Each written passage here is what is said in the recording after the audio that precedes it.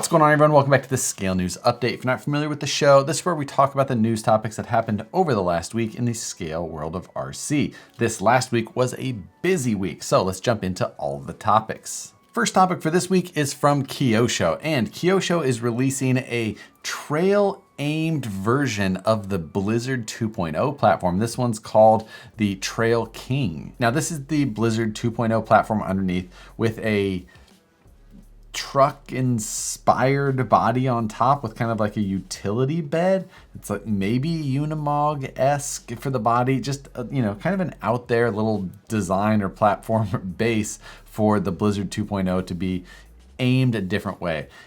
I actually have a Blizzard 2.0, and it's one of those vehicles that you really have to find the right time to go run it. For me, living here in Northern California, I have to go up into the mountains to actually find snow. I did that once this year with it and had a good time, but now I'd have to wait until there's snow again, possibly, unless I want to drive it like a trail truck, which is what they're showing here. So it's an interesting way to take and push that platform that they already have with just a simple body swap. Now, the Blizzard 2.0 is powered with a pair of 380 motors, not a ton of power in there. So you're gonna have to kind of be realistic to your expectations of that. But if you're looking for something really unique, maybe this is an interesting fit for your collection. Next story is a new servo, and this one's from Reefs RC, and it's the 777 servo. This is a battery direct powered servo. So if you have a 3S or 4S LiPo battery, you basically connect this right into direct battery power to power it, rather than using a BEC or a BEC internal to an ESC. This one is claimed to have between 666 and 777 ounce-inches of power, depending if you're using 3S or 4S. Now, another claim that this has is that it has a patented case. I reached out to Reefs to try and get some information on that, and he didn't have the patent number handy to actually look at, but says that the patent is based on the design of the case and how it holds the gears. Either way, we'll try and get that patent number, and I'll just link to the patent information in the description below at a later date whenever I can actually get that information. It'd be interesting to see what new technology was used to patent a servo case, just because the servos have been done and been around for so long that you don't necessarily see something claimed as patented in that world right now. So interesting nonetheless. It is a fully programmable system, so it's got a new Reefs Link, which is something that you plug the servo into and then plug it into your PC, similar to a Castle Link or a Tekin Hotwire, other systems like that. So it's got ability to program servo characteristics in a number of different ways. So if you're interested in it, I'll link it in the description below, and once I can get that patent information, I'll update that also.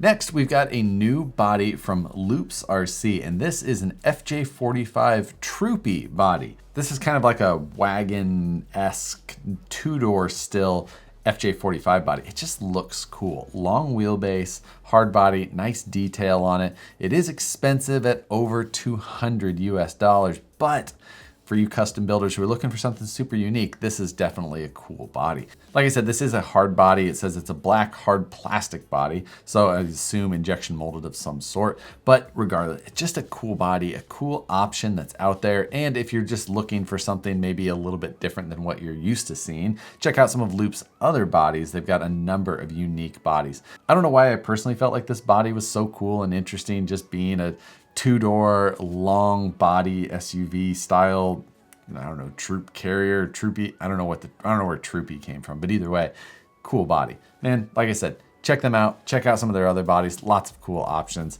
Next, we have a couple of new parts from Vanquish. First are the new VXD rear axle shafts for you AR60 owners.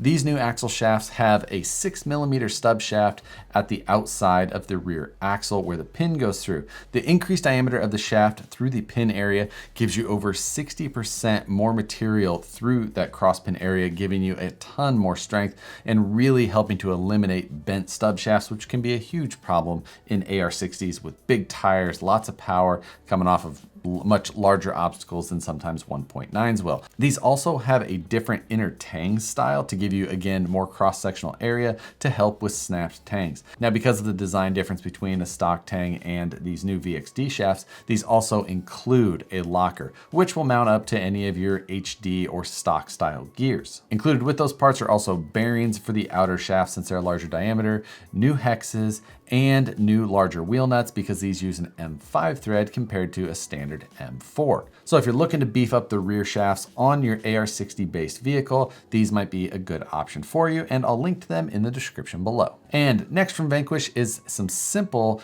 upper shock pivots. These are 4 incision shocks. It just replaces the plastic upper ball with a machined brass version. Now the brass isn't for weight, it's just because it's a nice soft material and it won't wear out the aluminum of the machined shock body. Instead, the brass is going to be softer than aluminum, and that's why it's a good material for this application. So if you're just looking to replace that simple shock pivot ball in the top, this becomes an option for you. I found that these also work well with several other aftermarket shocks as well. And speaking of Vanquish, Knight Customs released some more new files this week, and these are for the Vanquish VS410 Pro or Ultra half cab bodies. He released a couple of new styles of rear roll bars that will mount up to either of those bodies. He also has the inner cage that you can get. This just adds that nice style of the rear mounted roll bar, along with now you can pair it to that inner cage. And just like the files that we discussed last week from Knight Customs, these again, you can either purchase printed through Shapeways or purchase the file and print them yourself through his My Mini Factory site. I'll link to both of those options in the description below.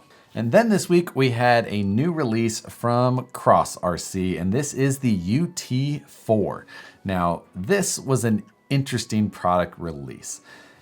Getting first off into kind of the major outer dimensions of this thing. This is listed as a 1/7 scale, which the scale of things is something that it's not always something to really look at in particularly with the number, because oftentimes people are kind of going after a more true realistic scale, which a lot of our vehicles are going to be more like 1/9 or 1/8 scale compared to the 1/10 scale that they're referred to as.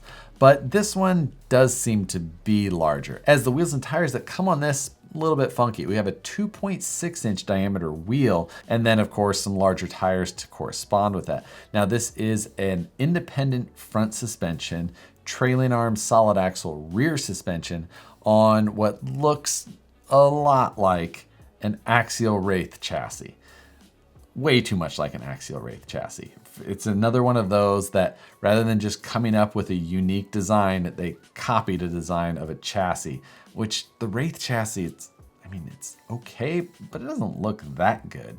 They just, like, there's way better looking buggies to go after that they should have done, but instead they just used a design that was they could visualize. They should have just went and looked at any other example of a full-size chassis and made a version of that rather than copying the one full-size version car that has been done for years and years. Like, I don't know why these companies can't just have like the tiniest amount of ingenuity or originality. There wasn't a ton of other information released about the vehicle at this time though. You can see that it does have a detailed interior with some nice looking seats and even a driver figure in there, which looks pretty interesting. Could be a popular option or something that people really like. You can tell, however, that the front end does have some functioning headlights and I assume then some rear taillights. As more information becomes available, this is one that we'll circle back around on and cover the details. This week, Proline also kind of slid out a sneak peek of a new body that they have coming. This is a 1967 Ford F100 trophy truck style body. This looks like it's mounted up onto a slash 4x4, but giving it that overall scale appearance that we're starting to see a lot of with the UDR stuff and some of these other short course body options that are rolling out. A lot of these recent bodies just seem to be better proportioned and make those slash or 4x4 short course type vehicles look better than so many of the other options that always seem so squatty and wide in comparison. This one is just another good looking option. Proline keeps doing a great job with those. There's no official information on this yet. This is only from one post they made and I gleaned most of the information from the hashtags that they used. But I'm sure that we'll see everything follow shortly. And then we had a new Galande 2 release from RC 4-Wheel Drive with 2015 Defender bodies on them, but in two different options, either a half cab version or a more standard full cab version. I may not be the biggest fan of Defenders, but that half cab version still looks pretty good. Now these are full ready to run versions, so they're going to come painted like you see in the promos and on that Grande 2 platform. Retail price on these is about $4.99. So not a terrible price for the hard body, full scale platform underneath. And the nice thing is this platform isn't leaf sprung, so bonus for everyone.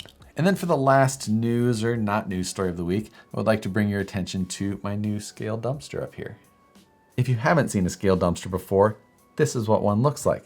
But a little bit of backstory on this.